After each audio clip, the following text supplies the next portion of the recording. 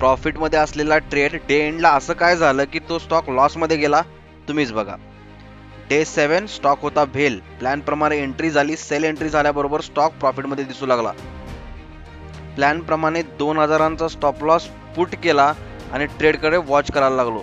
थोडा वेळ झाला तर स्टॉक थोडा स्लोली डाऊन होताना दिसू लागला. हळूहळू स्टॉक 1000च्या प्रॉफिटवरून 500 रुपयापर्यंत आला. प्रॉफिटवरून थेट रिव्हर्सल झालं म्हणून मी डेप्थ चेक केली तर डेप्थ बघितली तर सेलर जास्त होते. त्यामुळे मला वाटलं की स्टॉक नक्कीच खाली पडेल आणि आपण प्रॉफिटमध्ये येऊ. पण तोपर्यंत वेळ निघून गेली होती कारण स्टॉक एक्झिट करायचा टाइम आला होता. जवळजवळ 3 वाजत आले. वेळेचाही विचार न करता मी ट्रेड एक्झिट केला आणि आजचा डे 7 क्लोज झाला होता 1754 रुपयांवर. परत लॉस झाल्यामुळे फ्रस्ट्रेशन आलं पण कंट्रोल ठेवला होता. No revenge trade, only discipline follow केला होता. आज पण एक ट्रेड केला, लॉस झाला पण प्लॅन कम्प्लीट फॉलो केला.